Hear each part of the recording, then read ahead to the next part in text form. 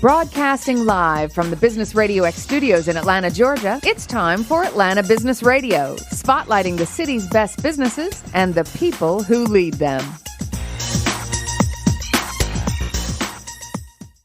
Welcome to this very special edition of Atlanta Business Radio. It is time for Atlanta Cares, brought to you by the Atlanta Planning Group. Now here's your host, Grace Hayden.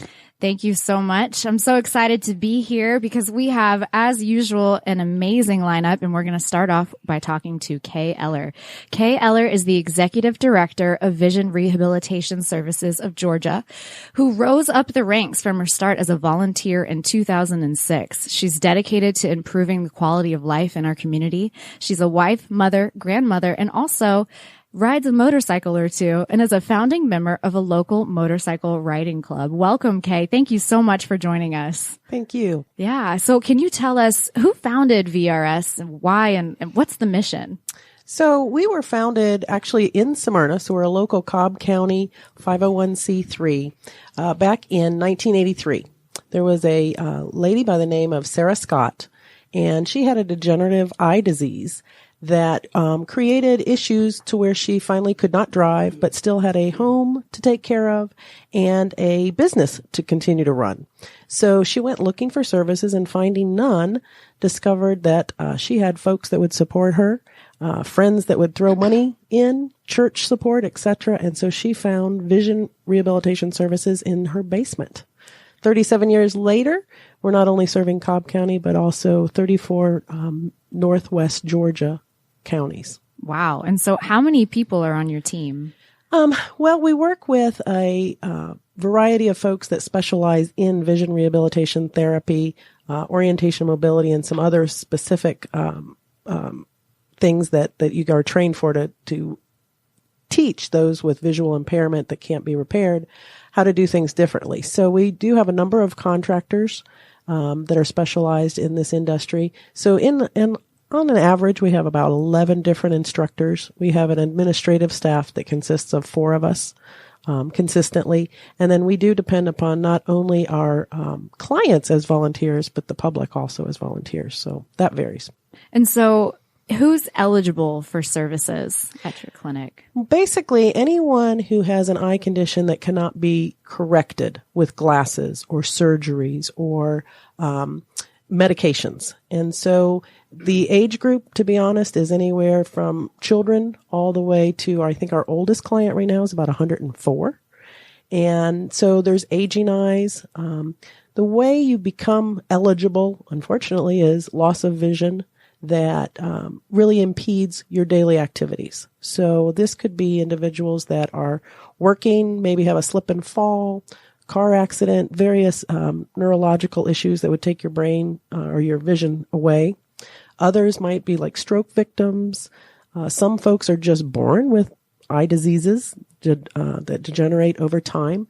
And so our goal is to make sure that they know about us and to come to us so that we can do some job saves. That's one of our big efforts, is to go in and explain to employers how you can, while you've invested all this money in people, how can we keep them employed even though their vision's changing? Well, they'll just do their job a little differently, and we've got the tools for it. So what are some of those things that employers can be doing to support an employee who may have had an event in life that's changed their vision abilities?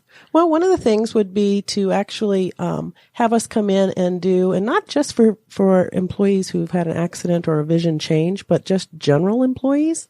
We can come in and actually do an environmental scan and recommend changing the lighting, changing just the way an office is set up.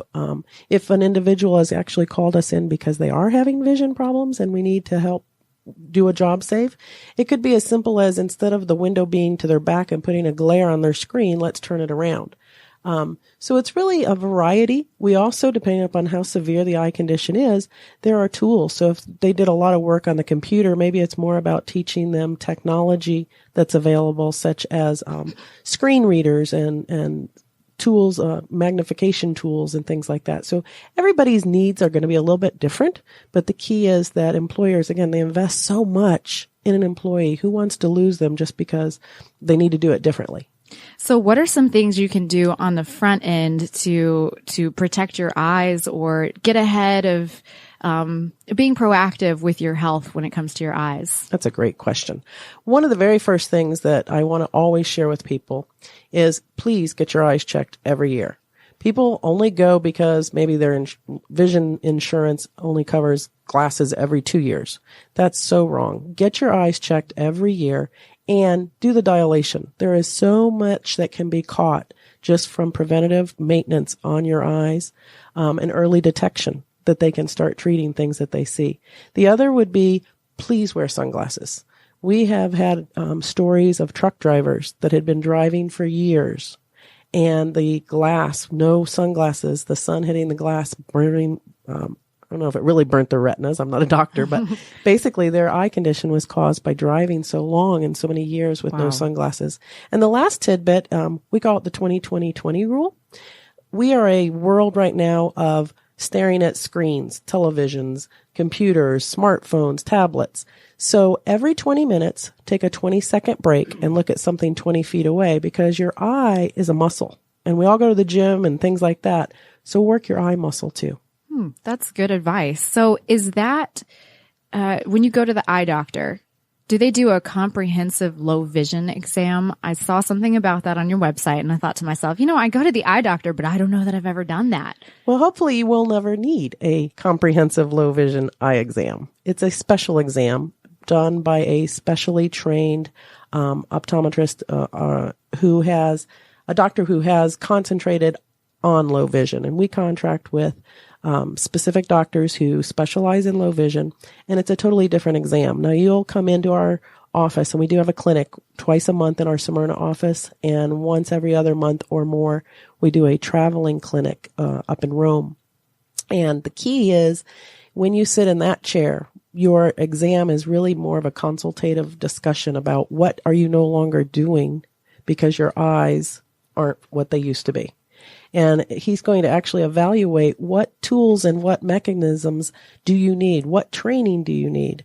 And one of the first things he's evaluating, of course, is safety. So he might recommend some specific training like orientation and mobility, which is a specialized certification for learning how to travel safely in all environments.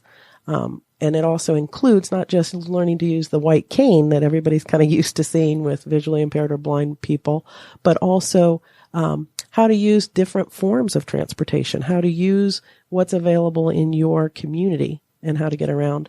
But he'll also observe and talk to you about tools and techniques and then just additional training from like a vision rehab therapist. And those are people who are going to come in and teach you how to do your closet in a different fashion or how to identify colors.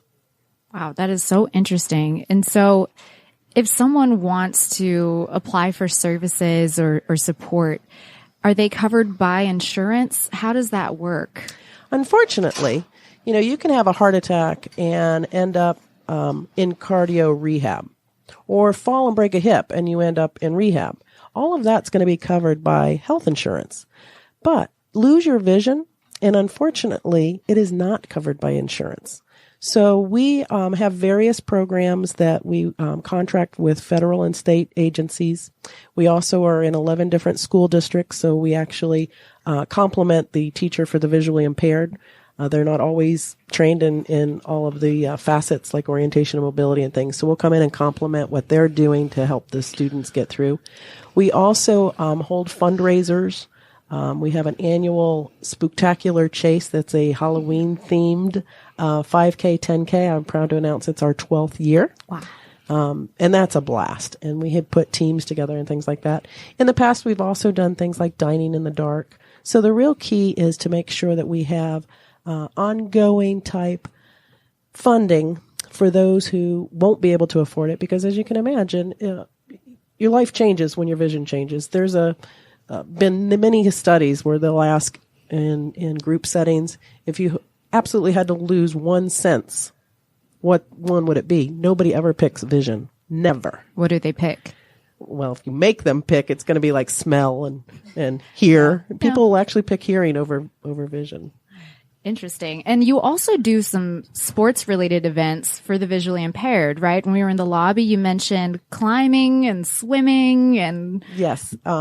This is going to be a little plug for a very special, entity. It's called Georgia Blind Sports, another, not-for-profit that we work closely with. Hal Simpson is the founder.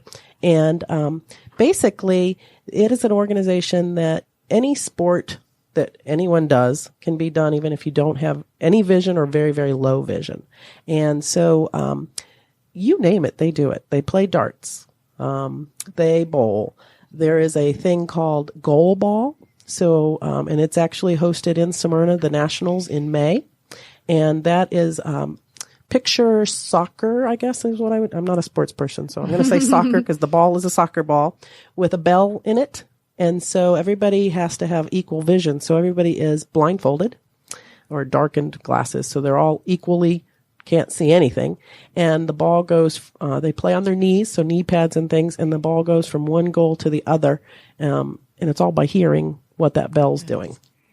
So something cool. Look it up, Georgia Blind Sports. Just Google it. And we'd love to have some volunteers out there in May too. And so you partner with local organizations and you mostly do fundraising, I guess. How do you raise funds and what kind of resources do you guys have to keep your funding sustainable?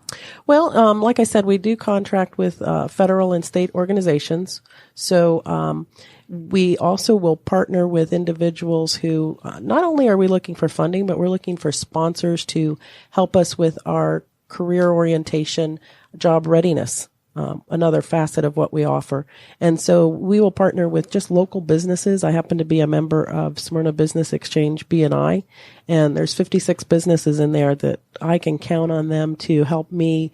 If I call up and say I've got an individual who's considering a career in computers, we've got somebody who will let them shadow. So it's not always about cash. We do need cash because it's not covered by insurance. A lot of times they may not even qualify for one of our federal or state programs. And it's those folks that fall in that gap that, they're not 55 plus and they don't want to go back to work or can't go back to work. And so that's where I run into how do I find funding. So online, we do have a donation, link, obviously, as a 501c3. We better. You can sign up. Our logo or our theme, I should say, is on the 20th of each month. How about donating $20 here in 2020? And that would actually, $100 will buy 2 hours of training for an individual to learn how to travel safely or learn how to use a computer differently. Wow. Or the career training or. Absolutely. What's involved in the career training? Well, once someone has identified what their passion is and we really identify what their skill sets are, which they don't always match, just any normal person looking for a job. The key is we will actually go in and identify what the tasks are. So we're literally breaking the tasks down. Our instructors, who specialize again in training the visually impaired and low vision, they are going to map out the entire day. So they will go through how do you get from your desk to the restroom or to the kitchen. So it's the everyday things that we probably all take for granted because we use our eyes and we figure out how to get there. There's training in how do I get around that work environment. Then the tasks are broken down. So maybe it's your receptionist and you're going to have to do the mail. What does that entail? Do we need to identify a special magnifier because of your vision condition? In order to figure out whose mailbox you're going to put that mail in, you need a certain magnifier. Or if you're going to be doing data entry, we need a computer that they're going to allow us to install a specific program that you need, whether it's Zoom Text or JAWS or Fusion. Those are special programs that do screen reading. We've got an individual that actually she'll answer the phone and take information and put it into a Excel spreadsheet. So in one ear is the telephone and in the other ear is actually her computer talking to her because she can't see the screen, but it tells her how to navigate so that she can input the data. That's incredible. So the key, long answer, but the key is we go in and figure out what their tasks are and what do we need to do a little bit different to solve that. And so before this, you worked in finance. You had a 20-year career in finance, worked for some of the top companies, and then you changed paths. What made you choose to go into vision rehabilitation services? Well, it was kind of an accident, but my entire career, and I love her. She gave me 20 years. You could probably add almost 10 to that. Mm-hmm. But I was in a variety of home offices, brokerage firms. I was also with a consulting firm. And the key there, I was always concentrating on the executive benefits. Not that executives don't earn and deserve what they get, but when I had the luxury of being able to kind of pick and choose what I wanted to do, I went more for direct sales. And what's the first thing you do when you're going into direct sales? Contact those you know.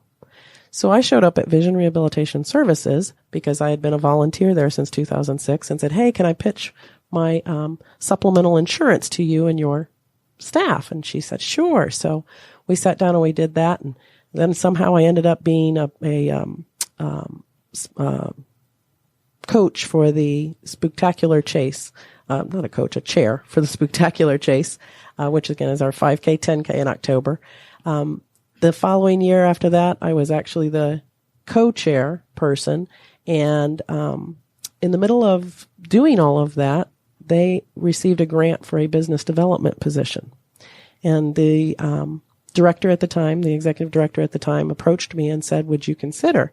And I said, I've been around here since 2006. I might as well get a paycheck for it. So sure, I'll do it. So sounds fair. Sounded fair. Yeah. So I jumped in, and 2 years later, she decided to retire. I put my name in the hat. I was interim executive director from July when she retired at the end of June until November of last year. The search committee looked at a number of folks, and lo and behold, here I am. Well, congratulations. And I can tell you're very passionate about the work that you do and proud of it. And you're doing good things for the community. So for some listeners who might want to get involved with Vision Rehabilitation Services of Georgia, what can they do to help you guys continue your good work? Do you have any events coming up or? Right now, we are actually in the middle of some planning stages. A few of our funding sources have changed a little bit. We had a committee that chose not to do our May Dining in the Dark. So we actually are concentrating right now on really more online presence. So this is wonderful. I look forward to reposting this. And then obviously, we're gearing up for July 4th. We will be at some Powder Springs Springs Fest. We will have a booth out there. So we are looking to just really get the word out so that the key is we are a very hidden secret in Smyrna. You don't know us until you need us, and then you got to hunt us down. So the key would be helping us get the word out about what we do, get the word out about donations, setting up an online kind of set it and forget it would be wonderful. And then volunteering at Spooktacular Chase or coming out and doing a 5K or 10K with us in Powder Springs. Excellent. Well, thank you so much for coming in today and sharing with us the good work that you're doing. And we've got two more awesome guests. I hope you'll stick around and listen. Absolutely. Thanks for having me. Great. Thank you so much. Next up, we've got Ted Bradford, a community builder and urbanist at heart and through practice. He moved to Atlanta in 2005, got his master's in urban policy studies from Georgia State University. His experience in real estate brokerage and development, as well as his role as the former chief of staff to council member Nadalyn Archibong, led to his wealth of knowledge on the ins and outs of city life and the political market and social forces that shape it. Now he's with Gene, Kansas. So Ted, tell us your story. Why commercial real estate and why Atlanta? Well, I moved to Atlanta right after college. I graduated from the University of Maryland. I was born and raised in Maryland in the D.C. area, which is where my love of cities came from because D.C. is a beautiful and spectacular city. But I moved to Atlanta with a friend of mine on a whim, basically. We were driving around D.C. looking for an apartment to rent after we graduated, and everything was really expensive. And he said, hey, I heard Atlanta is fun, great for young people, and cheap. So we bought a car for $500 cash from a coworker of mine, and drove to Atlanta on Labor Day weekend of 2005. And it was actually the same weekend that Hurricane Katrina hit New Orleans. Oh, wow. And we almost kept going thinking, well, we can get some sort of cleanup temporary work, just because we're floating around out here. But But we ended up going to Randstad, the temp agency company, and just got jobs stuffing envelopes here in Atlanta. And I've been here since. Wow. So where was that job stuffing envelopes? It was for a small student organization that worked with university career centers around the country. Okay. And we helped in their mailroom. Interesting. And so you chose commercial real estate because you grew up in DC and just you loved your city and cities. Yeah, I would say that I didn't intentionally choose to get into commercial real estate. I didn't go to business school. I studied government and politics as an undergrad, and I came down here to Atlanta and was just working odd jobs, stuffing envelopes and things like that. And when I decided I was going to go to grad school, I looked at Georgia State University, and the Andrew Young School of Public Policy had a Master's of Science in Urban Policy Studies program. And I read through it. I thought it looked great. It didn't have a thesis requirement. It was all coursework. So I signed up and started taking classes. And that's when I really started learning about the history of Atlanta from a policy standpoint. There's a couple of like foundational texts that you end up reading in grad school that are based around Atlanta history and Atlanta politics. So I really grew to appreciate and love Atlanta from that standpoint as well. And then ending up in commercial real estate was just kind of a natural progression. One of the things that we had to do in grad school was go to our local neighborhood organization. And in Atlanta, we have neighborhood planning units. Mm-hmm. And I started attending those meetings. I went to one and I was like, this is great. I'm going to keep going even after the assignment was over. So I kept going, and I figured if I'm going to be here, I may as well volunteer to do something. So I volunteered for committees. I ended up running the public safety committee in East Atlanta for a couple years. After a while, they asked me to be the vice president. So I was the vice president of my neighborhood organization. And then eventually I became the vice chair of my NPU. What's an NPU?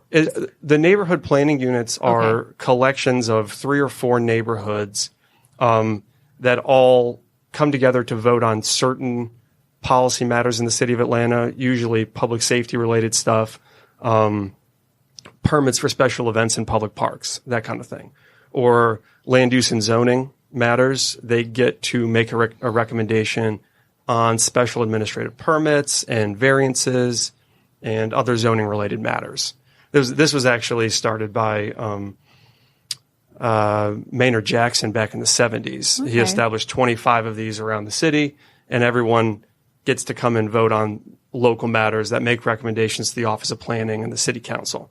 So one of our assignments in grad school was to go participate in one of these meetings. I happened to enjoy it and kept going back. And then once I kind of got on a roll with that, there were other opportunities that opened up. There were always like boards and commissions and task forces that are established by the city of Atlanta to look at a specific policy issue or some development that's happening in a neighborhood. There was a downtown development technical advisory group looking at underground Atlanta many years ago, before all the changes that have happened there recently. And I managed to get myself appointed to that committee as a citizen representative. And that got me in front of a lot of people running Invest Atlanta, Central Atlanta Progress, a couple of the Georgia World Congress Center, some of the larger stakeholders in downtown Atlanta. So just by being active as a citizen, I kept meeting and engaging with people that were in real estate or doing development in Atlanta. It was at that same time that I led a protest against a development in my neighborhood. And that's how I met my council member, because I was protesting. And what were you protesting? It was I don't know if I want to say exactly what it was, but it was a large development in my neighborhood that was controversial at the time. Okay. We can leave it at that. Yeah. And I rallied the troops online and sent like 600 emails to all the Atlanta City Council members. And Councilmember Archibong pulled me aside and asked me if I thought that was effective. She was like teaching me through a Socratic method. And I thought about it, and I was like, I probably just made a lot of noise and didn't really move the needle. So I stayed in touch with her and started refining my participation and trying to be more effective. And then after about a year or two of continuing and being a little bit more measured about it and responsible in my advocacy, she offered me a job to come work in her office when she had an opening. So I jumped at that chance, and that was how I became her chief of staff. In that time, while working for her, I was invited to be on a panel discussion about urbanism, and the moderator of that panel was Gene Kansas from Gene Kansas Commercial Real Estate, which is how I met him. So it was all these natural connections from just being involved in civic life in and around downtown Atlanta. A little bit later, he was doing a development in our district, in District 5, Councilmember Archibong's district, and he had an issue that he needed help with. So we just helped him as a constituent. So I met him again through that. We were able to help him with his problem, had to do with the water meter. It was a pretty easy fix. And then we just stayed in touch. And about a year or so later, he said, hey, would you want to come work with me on some of these projects? And I had never, until that point, never really considered going into business, being in commercial real estate from a business standpoint. I was always on the policy, government, political side of cities. But once you're in that world, it kind of became apparent to me that it didn't matter whether you were on the business side or the government side. It's this public-private partnership, this larger coalition of people, citizen actors, all working together. So to me now, it really seems like a natural progression and not like I made a big career shift, but really that I'm still participating in the same thing, just playing a different role in the process. Mm-hmm. And it sounds like a goal of yours was to influence culture and the functionality of a city, preserve cultures in your neighborhood. You fought to stop a development. So how does Gene Kansas work as a cultural developer in addition to just commercial? Yeah, so I think the easiest way to describe it is we don't look at real estate transactions as a commodity. We think of them as, building blocks of the city environment that we're all engaged in. So when I think about people making culture in Atlanta, I kind of just think about it as people doing and creating things for themselves and others for its own sake and its own enjoyment. Not necessarily, this could be, like I have a friend who runs Atlanta Matchbook History and Instagram account where he is now just looking at historic buildings in Atlanta and creating content and educating his other friends on Instagram about Atlanta history. That to me is creating Atlanta culture. And there are a lot of people that we get to work with that are building companies or doing something creative in Atlanta that are Atlanta based that, everyone needs space. Everyone needs an office. We help them make those decisions. These are usually pretty big decisions for people, whether they're moving an office or building a building or buying a property. So all of these people that are building what it is to be in the modern Atlanta need help with this aspect of their business, and we help them with that. We also, we're doing a development right now in Virginia Highland that I think is going to be really incredible for the neighborhood. We're taking a 3,500 square foot little retail building that's at the corner of Virginia and Highland. It used to be the end of the streetcar line 100 years ago coming out of downtown Atlanta. And there's all these great little buildings with shops that have been there for 100 years. And we are helping a client of ours who's owned them for decades, and he's now reinvesting and bringing them back up to a brand new condition on the inside. It's actually a historic preservation project. So we're preserving the building, but fixing up all the systems and making them new to allow for the next 10, 20, 30 years of occupants to take over these spaces and create something new there. We're really excited that Paolo's Gelato, who's been there for 21 years, he's staying.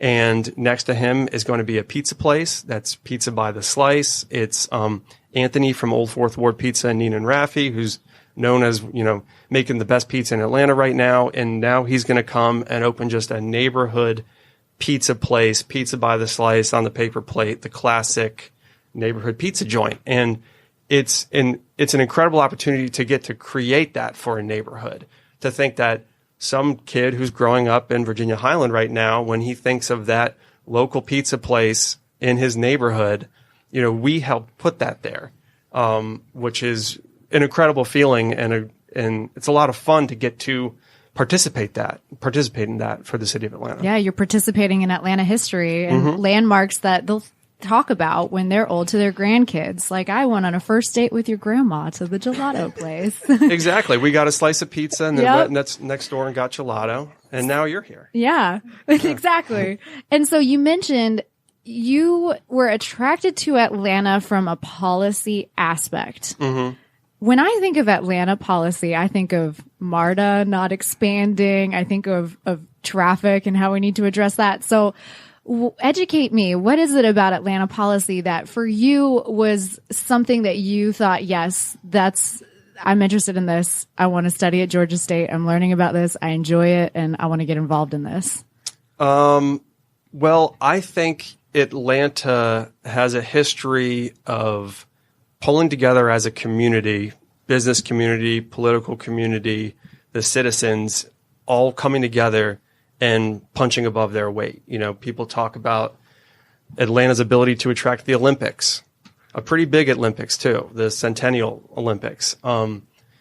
We've done big things here, and we've done it through cooperation and understanding.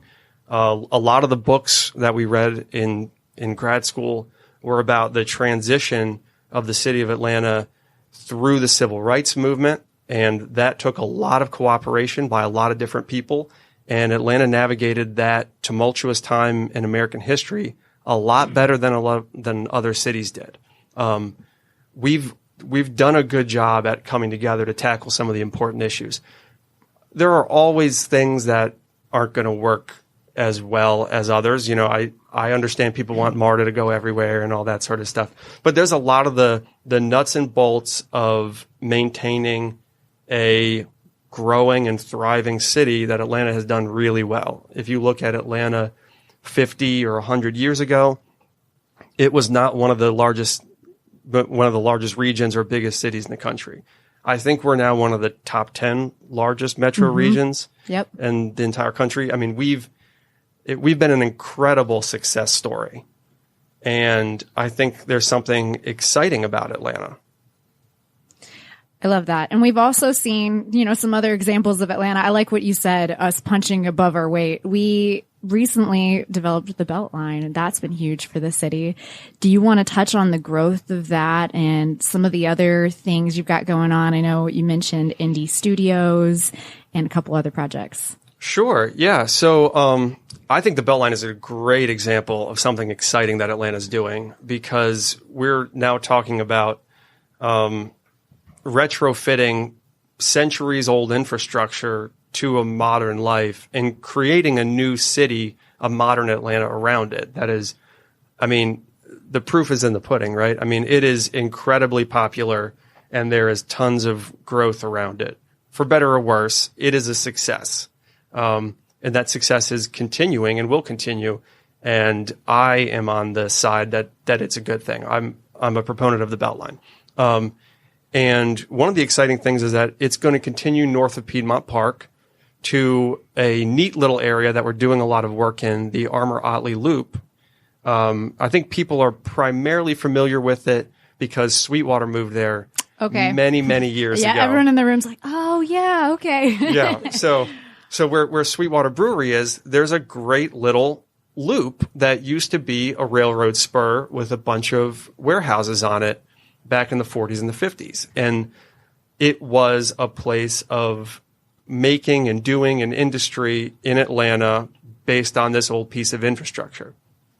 And like the idea of the Beltline in general, the same thing is happening in this neighborhood where this old rail corridor is now being converted to the modern Atlanta. So all of those old warehouse buildings are being adaptively reused, is what we call that, into incredible office spaces for engineering and design and tech companies and software developers.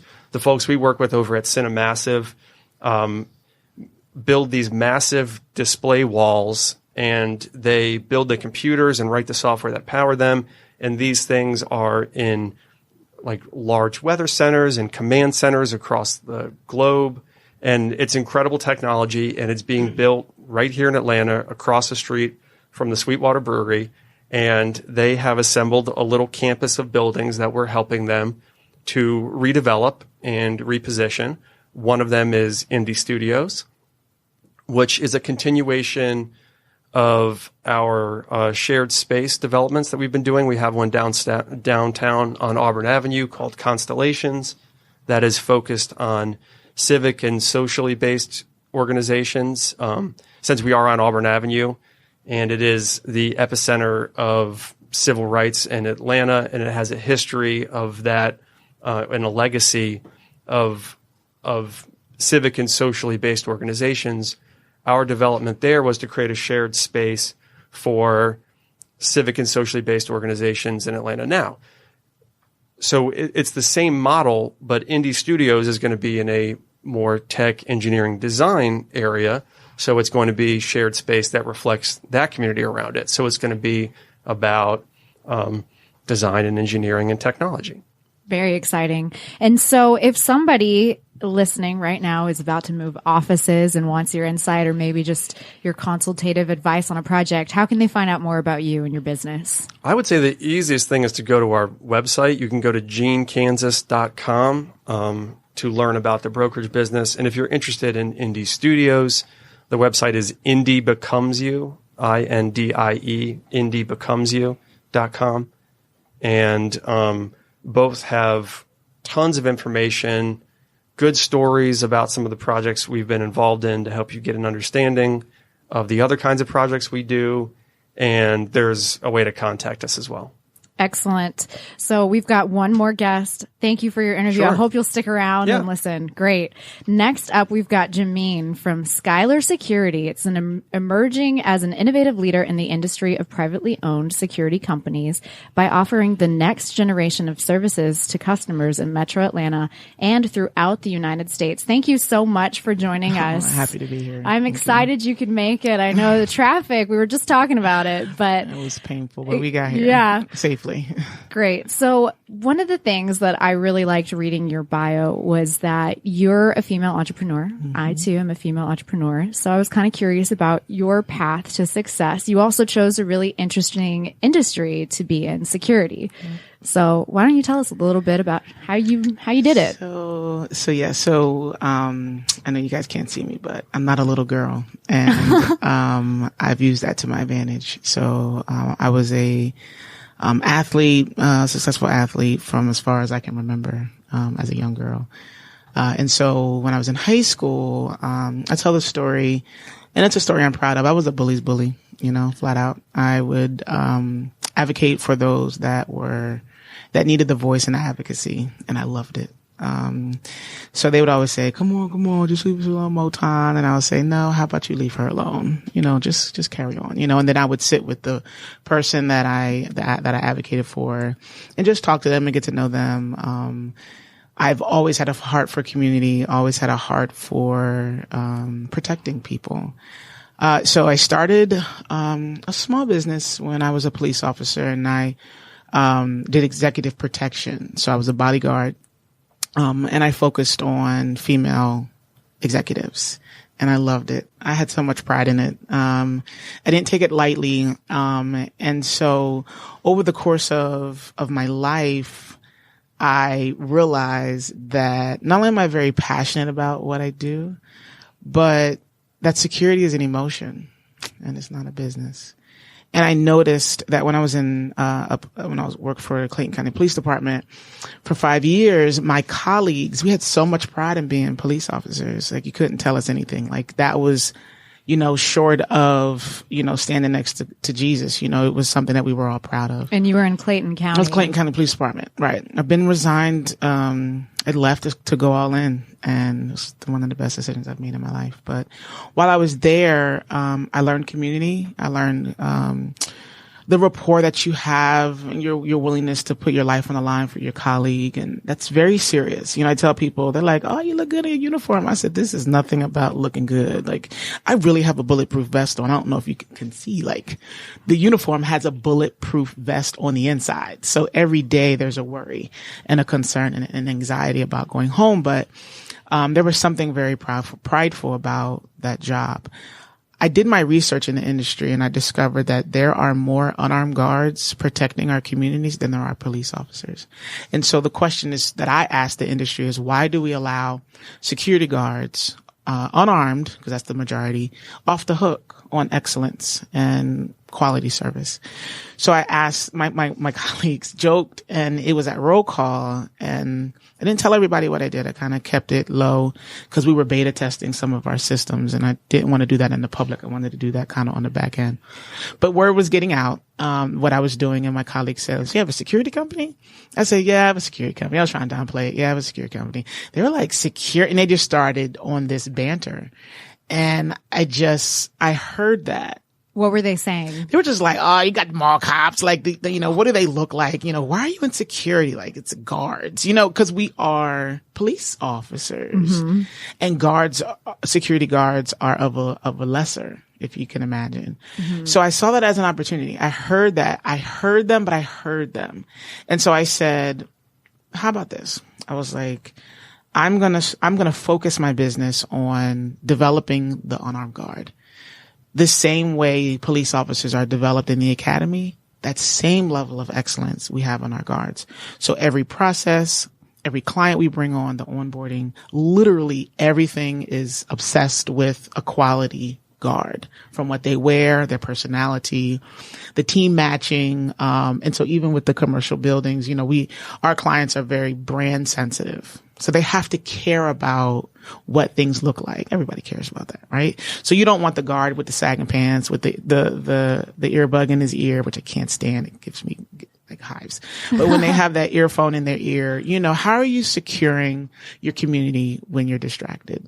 So literally everything in our process leads to the guard showing up, perfect execution. They look good. They feel good. You feel safe. So I tell my guards, if I don't look at you and feel safe, that's a problem. So it could be anything. It could be your attitude. It could be how you speak. It could be what you look like, what you wear, your shoes being dirty, everything. I should feel safe when I'm in a safety vehicle. So that's police officer, even police officers, our unarmed guards, to give you a little bit of scope, outperform police officers. So it just shows you how attention to detail we are to the execution. If you stay in front of the safety, you shouldn't have to put your hands on anybody. So when I was a police officer, that was my model. So I developed rapport almost, within 30 seconds. If I don't have rapport, I'm in trouble. So I'm developing that rapport and locking in, and I'm controlling the scene with relationships and respect. And so if I have to arrest someone, it's, I usually get the thank you. They say, thank you for handling me so smoothly, like with respect. They'll go to jail because they know they're wrong, but the way you handle them is important. So I tell the unarmed guards that if you get in front of the execution, in 5 years, we've had one incident. One. Wow. And you tell me a security company that's doing that. And I'm not bragging. I'm just saying that it speaks to that the guards have not only caught on to the model of security being an emotion, but the culture of what we're building. Can you break down your model of security as an emotion? So we believe that not only is security an emotion, but it's not a business, but everybody deserves to be safe. They deserve it. So what it looks like is, we'll use the Super Bowl for an example, just because we're leaving Sunday and it's all over my brain. But we did the Super Bowl last year, and the client called, right? And as a lot of our clients are spoiled, so they call me. You know what? Let's not talk about Super Bowl. We'll talk about that, I'm sure, later. But last night it happened. Client calls at around 9:00. There's an issue. They need a guard. So because security is an emotion, I asked the question, when do you need the guard? Immediately. Okay, you said immediately, which is right now. So we built a technology that allows us to mobilize very quickly. Because when our clients ask for something, we have to deliver. It's non-negotiable. Why? Because security is an emotion. So when I'm talking to them and they're texting me, I can see the anxiety. They're worried. They're afraid. So we have to deliver. Not delivering is not an option for our business model. And so what we did when I was a police officer for those 3 years, we built the teams, we built the processes. And so now our culture is so embedded that when a client asks for something, people are asking, I'll do it. Tell me where I need to be. And now it's just a competition on the rate, cause they're like, I'll do it and they set their own rates. I'll do it for this much. I'll do it for this much. I can get there in 30 minutes. I can get there in 15. So they start kind of navigating it. Then a guard gets it. He shows up on site and now the client feels safe. And we manage that all the way to the end. And we've never lost a client in 5 years. And our guard turnover is about 2%. So we're literally defying numbers in the security industry. And this year we're going to start talking about how we've been able to do that. We haven't talked about it. They just see the result, but they don't really know what the back end looks like and how we're doing it. Can you talk about it yet?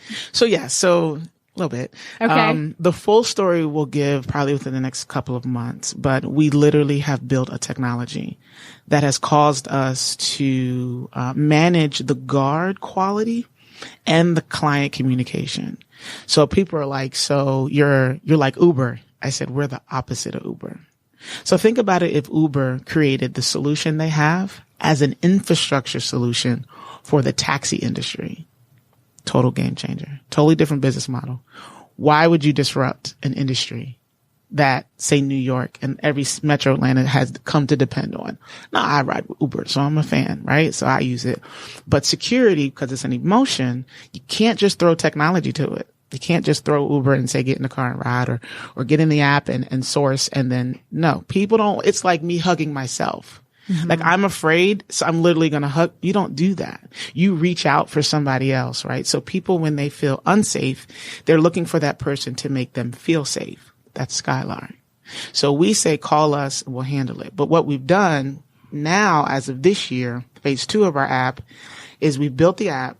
Now we're offering it to the industry. So we're lifting the industry. So it's as if Uber built the solution for the taxi industry. So you're a real leader. You're leading the industry. You've changed the way that you not treat your employees, but your recruiting process and management. So you're hearing it. So we're getting ready to talk about our technology. And people are always, are you afraid of duplication? I said, that's the most flattering thing, is when someone tries to duplicate what you're doing. But I challenge the person that may consider that. If you do that, do us the service of duplicating our culture. Because really, if you have a tech, we have a tech company, right? But that is not the solution. The solution is the culture. So you can have tech, but if you don't have tech without the guards, then you're really just another tool. We are a infrastructure solution that guarantees guard quality 100% of the time. And if they are not on point, then we have a problem. And so that's when we kick guards out, and we don't have an operations manager. The technology manages everything for us. And the guards are now used to that level of engagement. They pick their shifts. They set their rate. They manage everything. So we accommodate the guards and we accommodate the clients. And so you brought up Uber. One of the things about Uber that kind of scares people is you don't know who you're getting into a car with. Right. So how do you recruit your guards? Good question. Referrals only. Okay. So we have a referral-based model for the guards and a referral-based model for the clients. So people are like, it's not scalable. I said, I'm not trying to scale. Not. I think, we're trying to grow. We're not trying to scale. The tech will scale. I believe that security companies that service the local community like ours should stay underneath a certain threshold. Once you start, and I won't get into naming, but once you start growing too big, you can see the quality start to diminish. They actually factor in loss.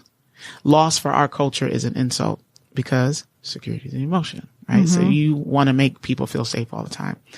And so our guards, it's interesting.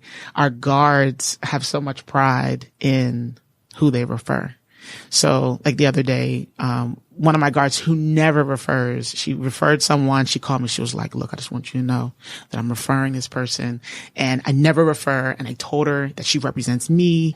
And if she doesn't perform well, that I'm going to, they take a certain level of ownership. And I love it. It's just natural. And these referrals are on point. They're really, really good. And I don't have to say a lot. I set the tone. I set the bar really, really, really high. They meet or exceed it. And if they don't, their referral will jump on them, and then I'll jump on them, and then either they step up or they're gone. They're on a short leash. Oh, very short leash, because our clients are used to perfect execution. And some people say that's not realistic. I say, oh, but it is. Like, so for me, to know my background, like I'm an athlete, Clemson University, and I just know perfect execution. That's all I know. So somebody raised the bar for me. And so if you're in our ecosystem, then the bar gets raised for you. And the guards only stay with me for a year. I kick them out. So if I ask them, what do you want to do with the rest of your life? If they say anything about security, they're not a good fit. Really? Why do you kick them out? Because seems counterproductive. There is no way that you can make a living off of a security guard wage. So I tell them when I interview them, you have to have a forward-thinking mindset, right? So we're very attractive to young entrepreneurs. Where did they go from security guard? So we have photography companies. We have daycare centers. We have consultants. And so what my job is as their CEO is to take them from where they are to their purpose, not security. Now, if you can do security, you can almost, like policing. If you can police a community, you can almost go in it's transferable skills. So as their CEO, my job is to build them, develop them. In a year, if you're still kind of freelancing, if you're freelancing to meet your bills for your company, that's one thing. If you're freelancing and you're just not really having any focus, those aren't the guards that we want. So I've picked up on a couple words that have come up in some of your answers: performance, loss, focus. You said you're an athlete, but I think you're being kind of modest. You were on an Olympic team. I was, 2004. So do you apply some of the knowledge you gained being on a team and working as a team, keeping the bar high, not losing, and you apply that to your business? So yeah, you got it. So you're hearing all my little nuggets that I don't talk about. So, I did an article recently with a Clemson community magazine, and they asked me that question. How much did Clemson attribute to your success? And I said, it's my secret. My work ethic is and I teach them that same work ethic. The same way the coaches raise the bar, I raise the bar for them. So I don't do well with excuses, and that has caused me to have a standard of excellence almost every single time. So it is literally my training regimen. And I said, shoot, if I did it and was successful, I don't think my muscles may be a little stronger than the average person, but we could develop that. I feel like everybody should have a shot. And a lot of these guards look at me in the interview they say goosebumps, and some of them get emotional because in an interview, has an employer ever asked you, what do you want to do with the rest of your life? If you ever had $1 million and all the time in the world, what would you be doing? And I just sit there and I wait for the answer. And they look at me like, or some people know the answer. And some people are like, no one has ever asked me that. So I said, so for the next couple of months, I want you to think about that answer. And then when you get it, call me, because I want to help you there. And being inside of this ecosystem should be forwarding, progressing, because when I was an athlete, nobody made it easy for me. So, and I am a byproduct of that kind of an unrealistic expectation. And every time my coaches set the bar, I exceeded it. So national records, and I was 7-time Hall of Famer. I was standing up on the stage at Clemson, and I was just like, wow, this is my life. I had no idea. I was like, man, I wish I knew I was that good back then. but I just wasn't conscious. And so I said, you know what? I'm not anybody extra special. Somebody just was around me during those pieces where I was getting, feeling like I was going to be unsuccessful, and they just pushed me back up. I didn't always like my coaches. And so I use a lot of that in my business. And, even when I have to have a conversation next week, I tell them, I'm not going to make it easy on you. I'm sorry. And if this is too much for you, then, I can accept that this is not an ecosystem for you. But then they look at me and they're like, I will raise the bar. I promise. And I say, that's your word. That's my word. And you can literally watch them develop. Like, it's more than just security. And I think that's what you're hearing. Like, it's more than just putting a guard there. There's a lot of work that we do before you even see that guard show up. And it's more than just security and training people. You're really passionate about entrepreneurship. Oh my goodness, yes. And you went to the Global Entrepreneurship Summit. You were an ambassador. Do you want to touch on that? That's so a big awesome. deal. You're very modest, I'm finding out. So I was grateful to be a part of two really good incubators. One is Launchpad 2X, Bernie Dixon, phenomenal 3-day core program. I was then referred to We Atlanta, which is a incubator hosted by the city of Atlanta. So they picked 16 women-led entrepreneurs, and that was where we bumped into the Super Bowl, got the email, mind you, referrals only, got the email, and was super honored to be, to participate in that. And that was where the client called literally the second day and asked us to double our shifts. My stomach dropped and I knew we were in a stress test. I looked at my assistant and I was like, we're going to double our shift. She was like, let's do it. I'm like, I trained you guys too good. So I was like, okay, let's do it. We never say no. So, we did that because of our technology, and the client was able to see the quality of our guards and was blown away. So not only did we build that relationship, but it caused the community to see us, where I was keeping us kind of hidden behind a rock a little bit so we can fine tune some things. It caused us to scale almost 1,000%, between 800 and 1,000% in a year. I didn't have a life, literally in the middle of the scale, but we're still in testing. So because the community is pulling on us, we started looking at some ways to grow successfully. I don't want to explode too fast, but we are literally empowering. I don't like to use the word disrupting, but we're changing the way people engage security services. And we haven't even started talking about our technology yet. So we're very excited about that. I pitched at the graduation of We, and the Netherlands Consulate General offered the golden ticket to GES. And that's the Global Entrepreneurship Summit in The Hague. And oh my goodness, I went there and my mind just expanded. I came back with the understanding that we have to focus on our technology so that we can offer it to the world. And so we're looking at a 2-year global scale plan, which is crazy because we're still kind of nudging at the Atlanta market. We're in Savannah, Georgia, Miami, Houston. We got the Super Bowl coming up. We got a lot of big things coming. But we feel like this is the year, because now we're going to be able to talk about that infrastructure solution that not only is helping us, but that we're going to offer to the industry as well. Well, I'm excited to hear about it. And if someone out here listening needs you for an upcoming event or to secure their office, yes, where can they find out more about you? So go to our website. We're on all social media platforms. I keep my eye on all of them, so it won't get lost in the shuffle. But the easiest is our website, SkylarSecurity.com. Every email I see, so we keep our hands on it. So there's also a request link on our website. I monitor that too, and we'll respond immediately. Excellent. Well, thanks so much for joining us today. And that concludes another episode of Atlanta Cares Radio.